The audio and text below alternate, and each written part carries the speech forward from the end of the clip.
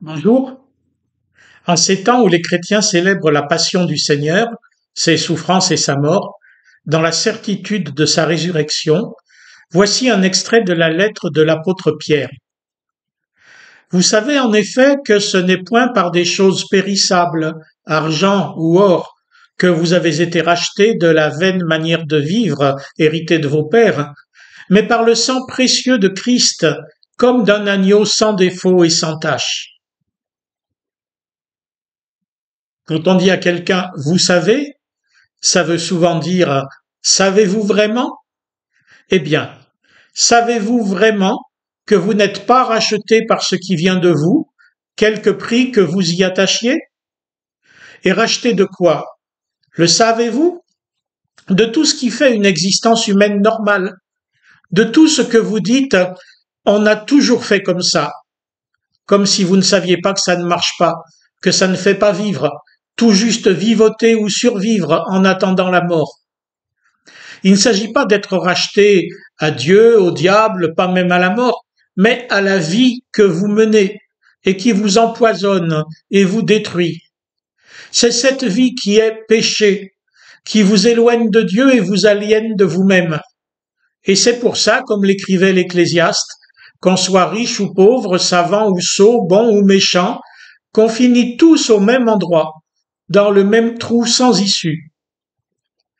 Sachez donc, sachez que la manière de vivre héritée de vos pères, celle que vous vivez quotidiennement, sans vous poser de questions, vous y sentant bien ou étant mal à l'aise, elle est vaine, vide, proprement insensée. Comment en sortir? Comment trouver du sens à sa propre vie? En sortir, nous ne pouvons pas. Notre vie est à vivre, simplement. Mais y trouver du sens?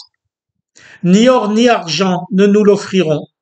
Mais un nouveau sens, un changement de regard et de direction nous est offert par le sang précieux de Christ, comme Pierre l'écrivait.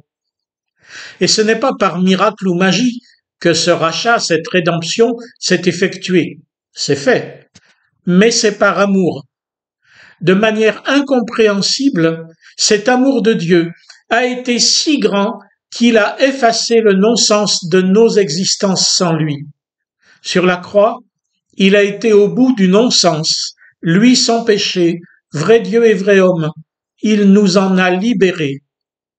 Alors ne cherchons pas en nous-mêmes un sens à notre vie, regardons à Dieu notre Père, regardons à Jésus mort pour nous, afin de voir en lui, dans son amour, ce qui nous donne sens.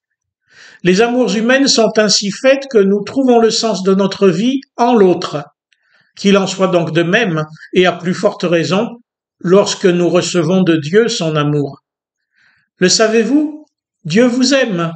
Il vous a aimé sur la croix. Il vous aime continuellement et fidèlement, même lorsque vous vous détournez de lui. Alors retournez-vous, revenez à lui, laissez-vous aimer, afin que ce qui vous tire vers le bas retourne à son néant, en vous libérant pour le ciel.